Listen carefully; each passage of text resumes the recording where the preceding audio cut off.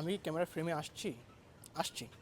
Hello audience, আজকে আমি আপনাদের সাথে এই ভিডিওতে শেয়ার করবো আমার 6 মাসের জার্নি প্রোডাক্ট ডেভেলপমেন্ট। সাধারণত একটা প্রোডাক্ট তৈরি করতে গেলে অনেকগুলো ধাপ পার করে যেতে হয়, ঠিক তেমনই আমারও একটা প্রোডাক্ট ডেভেলপ করতে গিয়ে অনেকগুলো স্টেজ পাড়িয়ে দিতে হয়েছে, আর এই স্টেজগুলোই আপনাদের সাথে আজকে এই ভিডিওতে শেয়ার করবো। সো ভিডিও শুরু করা যাক, let's go. By the way, আজকে কিন্তু আমি এই ভিডিও সম্পূর্ণ রেকর্ড আমি নিজে একাই করতেছি, কারণ স্ট্যান্ডের উপর ফোন রাখছি এবং আমি নিজে এখানে আছি। অনেক সময় আমার মাথা কাটা পড়ে যেতে পারে, আর তার থেকে বড় কথা হচ্ছে আমার পিছনে অনেক সুন্দর একটা বাগান আছে। একটু আপনাদের আগে বাগানটা দেখাই, আসুন। আমি যেহেতু ছাদে আছি তো অনেক বাতাস আসছে এখানে, আর তার থেকে বড় কথা হচ্ছে আমার কাছে ভালো লাগে এই বাগানটা অনেক সুন্দর আমার কাছে পার্সোনালি। আর তার থেকে বড় কথা হচ্ছে এই বাগানে গাছে টুকিটাকি ফল আছে, তাজা শাক।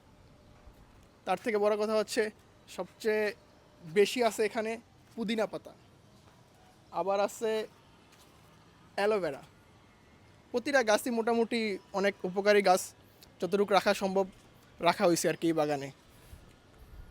ভিডিওতে ফিরে যাই। আমার প্রোডাক্টটা যেহেতু ছিল একটা গার্মেন্টস, তাই গার্মেন্টস সবার আগে যে জিনিসটা নিয়ে কাজ করে তা হচ্ছে ইন্সপিরেশন বোর্ড। ইন্সপিরেশন বোর্ড হচ্ছে যেখান থেকে আমি ইন্সপায়ার হয়ে একটা ডিজাইন ডেভেলপ করব এবং গার্মেন্টস ডেভেলপ করব। এটাকে আরেক নাম বলা হয় থিম বোর্ড, কারণ কোন থিমে বানানো হচ্ছে এখান থেকে সর্বপ্রথম জার্নিটা শুরু হয় একটা গার্মেন্টস তৈরি করার আগে। মোটামুটি থিম বোর্ড বা ইন্সপিরেশন বোর্ড রেডি হয়ে গেলে তারপরেই চলে যায় একদম মোড বোর্ড। ইন্সপিরেশন বোর্ড বা থিম বোর্ড এর সাথে মোড বোর্ডে অনেকই মিলে ফেলতে পারে, বাট বিষয়টা একটু তফাৎ আছে। তা হচ্ছে মোড বোর্ডে মূলত যেই থিমটা নিয়ে কাজ করতেছে তার সাথে সাথে এই থিম নিয়ে আগে যারা কাজ করছে তাদের কিছু ছবি বা মডেলের ছবি অ্যাড করা যতটুকু সম্ভব। সত্যি ভাই, এই কোর্সে কাজ করতে যায় অনেক প্যারা খাইছি, অনেক প্যারা খাইছি। অনেক কাজ জানতাম না, শিখতে হয়েছে, জানতে হয়েছে। মুড বোর্ডের পরে যে কাজটা আসে সেটা হচ্ছে ব্রেন স্টর্মিং, যেখানে আমার যে প্রোডাক্টটা ডেভেলপ করব সেই প্রোডাক্টটা কীভাবে হবে এবং কেমন হতে পারে, কি কি ম্যাটেরিয়াল ব্যবহার করা যেতে পারে সব সম্পর্কে ডিটেলসে থাকবে। এবং মোটামুটি সব কিছু যা থাকবে তা মাঝে মধ্যে ব্যবহার নাও করা হতে পারে, বাট মেনশন করা যেতে পারে যে আমরা এগুলো ইউজ করতে পারি আমাদের এই ড্রেসটাতে। ব্রেন স্টর্মিং শেষ হয়ে গেলে এরপর সরাসরি চলে যায় কাস্টমার প্রোফাইলে, কারণ আমি যখন এই ড্রেসটা ডেভেলপ করব তখন চিন্তা করতে হবে এই ড্রেসটা আসলে কারা পরবে, কোন দেশে মানুষ পড়তে পারে, কোন জাতিরা পড়তে পারে, কোন ধর্মের লোক পড়তে পারে। তার উপর ডিপেন্ড করে একটা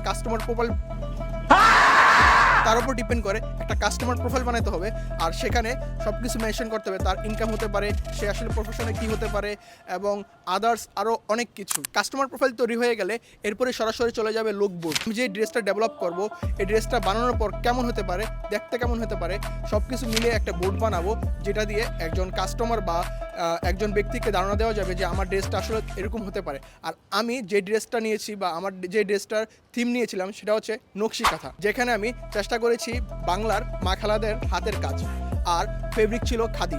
আর খাদি হচ্ছে বাংলাদেশের একটা ঐতিহ্যবাহী কাপড় ড্রেস। বাপ এখন আরেকটা জিনিস মনে পড়ছে, এই ছাদে আরও একটা জিনিস আছে, দেখা যাইতেছে আশা করি। এটা মূলত পালে হচ্ছে আমার আম্মু। বাই দ্য ওয়ে, আরেকটা কথা মনে পড়ে গেল, আমি যখন ভিডিও বানাই তখন সবসময় একটা জিনিস চিন্তা করি, এই ভিডিও তো আমার ফ্যামিলির লোক দেখবে, এই ভিডিও তো আমার আব্বা দেখবে অথবা আম্মু দেখবে, তারা আসলে আমার কখন বকা দেয় কিনা এটা কী বানাইছিস। তাই আমি অনেক সময় অনেক কিছু চিন্তা করে অনেক ভিডিও বানাই না, যেগুলো ফানি টাইপের হইতে পারে, বাট ওনারা ফানি হিসেবে নাও নিতে পারে। তাই আমার সবসময় একটা প্যারা থেকেই যায়। এরপর আমরা 5 থেকে 6টা ডিজাইন ডেভেলপ করব, এবং সেই ডিজাইন উপর ডিপেন্ড করি 6টা বা 5টা স্টাইল ডেভেলপ করব। এখান থেকেই মূলত আমাদের যে মেন ড্রেস একটা সিলেক্ট করা হবে এবং সেখান থেকে একটা আউটপুট বের করা হবে। এরপর আমরা যে জিনিসটা বানাই বা যে জিনিসটা ডিসাইড করি সেটা হচ্ছে লোগো। আমাদের যেই ড্রেসটা আছে এটা একটা ব্র্যান্ডের নাম দিয়ে চালাতে হবে। আমি আমার ব্র্যান্ডের নাম দেই জিও নকশা। জিও নকশা দেওয়ার কারণটা হচ্ছে এখানে বিভিন্ন ধরনের জিওমেট্রিক নকশা করা হবে, জিওমেট্রিক বলতে জ্যামিতিক নকশা করা হবে, আর তাই জিও নকশা দেওয়া হয়। এরপর যেটা বানাতে হবে সেটা হচ্ছে ম্যাটেরিয়াল বোর্ড। আমার তেমন একটা ম্যাটেরিয়াল বোর্ডে কিছু লাগে নাই, শুধুমাত্র ফেব্রিক আর হচ্ছে যেটা দিয়ে আমরা সুইং করব, মানে হচ্ছে হাতের সেলাই দিব সেই থ্রেড। এরপর যেটা আসবে সেটা হচ্ছে কস্ট শিট, যেখানে মূলত আমাদের যেই ড্রেসটা বানাতে কত টাকা খরচ হয়েছে তার একটা মোটামুটি বিবরণ দেওয়া থাকবে। মজার বিষয় হচ্ছে আমি যখনই প্রোডাক্টটা ডেভেলপ করি তখনই সবার আগে মাথায় রাখি কোন জিনিসটা বানালে সবচেয়ে বেশি খরচ কম হবে, আর আমি সেটাই করি। বাট হ্যাঁ, এখানে একটা ক্রেডিট আছে, সেটা হচ্ছে আমার মামিকে, কারণ আমার মামি হচ্ছে এই সম্পূর্ণ শার্টের যে ডিজাইনটা, মানে হাতের সেলাইটা, নকশি কাঁথার সেলাইটা, এটা উনি দেয়, এবং এখানে আমার কোনো খরচ হয় নাই, যার কারণে আমি 1000 টাকার নিচেই কাজটা কমপ্লিট করতে পারছি। সর্বশেষ যেটা করি আমরা সেটা হচ্ছে ফটোশ্যুট। ভাই অনেক অনেক ডিজাইনার আছে যারা ফটোশ্যুট করতে অনেক অনেক টাকা খরচ করে, কিন্তু আমার আগেই প্ল্যান ছিল আমি নিজেই মডেল হব, আমি নিজেই মডেল, আমি নিজেই আমার ফোন দিয়ে ছবি তুলি এবং সেগুলোই প্রিন্ট আউট করে মোটামুটি দিয়ে ফেলি। আর তার থেকে বড় কথা হচ্ছে আমি যতগুলো স্টেজ বা যতগুলো পর্ব একটা একটা বললাম, এখানে আরও অনেকগুলো ছিল, কিন্তু গত 2 মাস আগে আমাদের দেশের অবস্থা কী ছিল আপনারা সবাই জানেন, যার কারণে আমাদের অনেক ক্লাস মিস গেছে, তার কারণে আমরা অনেকগুলো কাজ বাদ দিয়ে দিছি এখান থেকে, কারণ আমাদের হাতে সময় ছিল না। এখানে একটা প্রোডাক্ট ডেভেলপমেন্ট করতে গেলে আরও অনেক কিছু থাকে, বিশেষ করে হচ্ছে গার্মেন্টস টেকপ্যাক থাকে, যেখানে অনেক আরও ডিটেলস অনেক কিছু লেখা থাকে, আরও অনেক ধরনের কাজ থাকে। আজকের ভিডিও আমি এখানেই শেষ করব, আর এই ওয়েদার উপভোগ করব। সবাইকে আল্লাহ হাফেজ।